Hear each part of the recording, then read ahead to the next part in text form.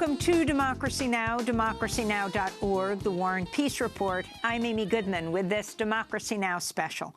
Over the last 2 months, the political, media, and entertainment worlds have been rocked as thousands of women and some men have come forward to share their stories of sexual harassment and abuse. The catalyst was the historic disgracing of Hollywood mogul Harvey Weinstein, who now is being criminally investigated after dozens of women came forward to accuse him of rape, assault, and sexual harassment. Following the investigations by the New York Times and the New Yorker magazine, women across the United States and the world are now coming forward with their own stories involving many different men under the hashtag MeToo. Well, we want to go back to the beginning of this historic movement. In the days after the Harvey Weinstein revelations, we interviewed Tarana Burke, an activist and sexual assault survivor herself who started the MeToo movement 10 years ago. She's now a program director at Girls for Gender Equity. We also spoke with Soraya Chemaly, a journalist who covers the intersection of gender and politics, and Alicia Garza, co-founder of Black Lives Matter. Democracy Now!'s Juan Gonzalez and I began by asking Tarana Burke about how she started the MeToo hashtag 10 years ago. I have been working with young people for more than 25 years, and I worked in the South in 2007. And as a survivor of sexual violence myself, as a person who was struggling, trying to figure out what healing looked like for me, I also saw young people, and particularly young women of color in the community I worked with, struggling with the same issues, and trying to find a succinct way to show empathy. Right, we use a term called empowerment through empathy, and Me Too is so powerful because somebody had said it to me, right, and it changed the trajectory of my healing process once I heard that. And so because the rape crisis centers in the community I was working didn't go out to the schools, they didn't do outreach, and I'm an organizer by training, it made sense to me that you have to bring, you have to bring it to people. People are not going to seek it out. And so Me Too was about reaching the places that other people wouldn't go, bringing messages and words and encouragement to survivors of sexual violence where other people wouldn't be talking about it. And your response to now what we've had, it's almost a succession of one big name after another being accused of sexual assault. Bill Cosby, Roger Ailes, Bill O'Reilly, Donald Trump, and now Harvey Weinstein. R. Kelly, yeah. No, it's not a surprise, right? And I think that, I say all the time, I'm never surprised at these allegations. For every R. Kelly or Bill Cosby or Harvey Weinstein, there's the owner of the grocery store, the coach, the teacher, the neighbor who are doing the same things. But we don't pay attention until it's a big name, and we don't pay attention until it's a big celebrity. But this work is ongoing because this is pervasive. I wanted to bring Soraya Chemaly into this conversation of the Women's Media Center Speech Project. Talk about these revelations, these rolling revelations against Harvey Weinstein because of the New York Times expose, followed by the New Yorker expose. The New Yorker expose is only there because the author went to NBC, Ronan Farrow, and he worked on it with them for months, and then they killed it, which is leading to say the least, enormous questions within NBC. What was their connections to Weinstein, putting a lot of pressure on the president of NBC. Talk about this, when this will even be reported, and the level of the women who have to make the charges for this to get this kind of attention, these A-list stars.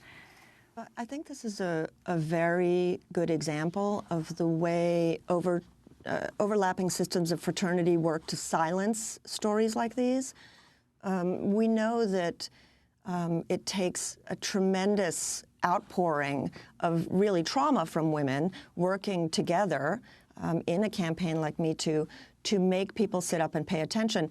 But what we're really talking about is making people believe what women are talking about, because we have a very deep-seated distrust of what women say. And when women say it, it's very easy to dismiss and trivialize. And part of that process of stereotypes and myth-making comes directly from media.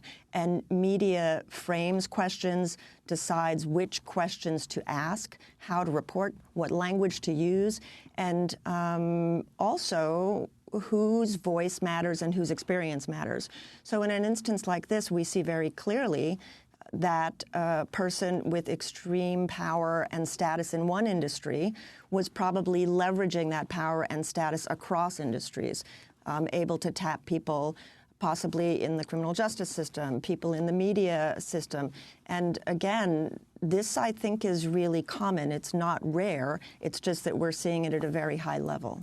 And could you talk about this in the context of a president, a presidency which itself, Donald Trump, has been repeatedly accused of sexual harassment? So I think that what was most interesting in the wake of the Trump tape that was released a year ago was the difference in responses between men and women to what happened. And we saw a huge gap in understanding and empathy, honestly, during the debate that followed immediately after that tape was released. The tape was released, and millions of women were traumatized and shared stories with the Not Okay hashtag, very much like they did now. But when the debate happened in the immediate wake of that, there was a large-scale analysis done by Facebook of what people were talking about, what was important to them. And it involved looking at millions of comments and posts from around the world, but especially, I believe, in the United States. And it showed that for women, what Trump was saying and what it represented was a priority. It was either number 1 or 2 on the list of top 5. But for men, it didn't make the list at all. And I think that's important because our media systems and our legal systems and our political systems are still overwhelmingly dominated by men, overwhelmingly white men. So we're talking about 80% plus in almost all of those arenas, certainly of senior management. And that experiential difference, which is transformative in terms of producing knowledge, like really understanding what's going on, is missing in these institutions. And so it takes this immense amount of energy to just try and get institutions to recognize the harm that's being done by dismissing and trivializing experiences of sexual harassment. Sexual harassment, if you even think about the term, is a term that reflects the perspective of harassers. Women who are being harassed, men who are being harassed, this isn't a sexual experience for them. It's an experience of fear and threatened violence. It's very intimidating. There's always retaliation involved. So even the perspective of the framing of the language reflects the problems that we face. I want to bring Alicia Garza into the conversation, co-founder of Black Lives Matter, Special Projects Director for National Domestic Workers Alliance, speaking to us from Los Angeles. Your response that about everything that has just been unfolding, now going from the charges, the allegations against Harvey Weinstein to, both Scotland Yard and the New York Police Department investigating him criminally, and then the massive response to Tarana's MeToo movement that started really 10 years ago, but now picking up steam like we've never seen before. Well, I first have to just say a deep thank you to Tarana for creating this space for survivors like myself. Without that space, I wouldn't be able to tell my story, and thousands of other people that I know would not be able to tell their stories. And you and I share someone in common who you are a mentor to. And when she reached out to me yesterday and said, my mentor Tarana started this, and I want to make sure that Black women's work is not erased, I had to agree. My thoughts about this are that exactly what Tarana said earlier, that this kind of violence is as American as apple pie. I'm both heartbroken by all of the stories that I've seen being shared. There's more stories being shared every day. And lots of people that I know that I'm in community with and people that I don't know are asking themselves, what do we do about this epidemic of violence?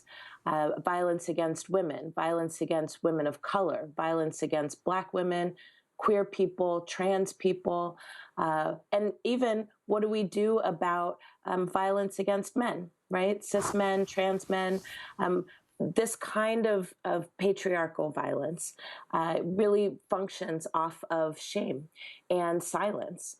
And it's not lost on me that every single person who told their story about Harvey Weinstein talked about how they were silenced, how they were encouraged not to speak up, how they were embarrassed or ashamed to speak up.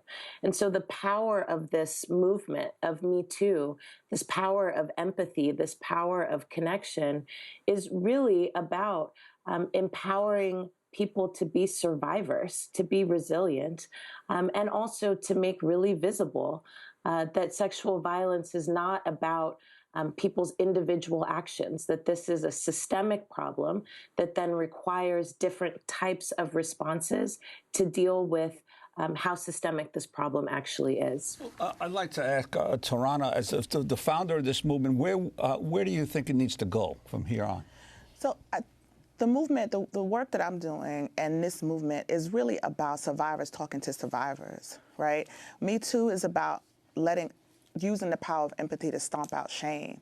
And so we need to keep talking about it, right? It doesn't need to be, I mean, I appreciate the hashtag and I appreciate the hashtag elevating the conversation, but it's not a hashtag, right? It's not a moment. This is a movement.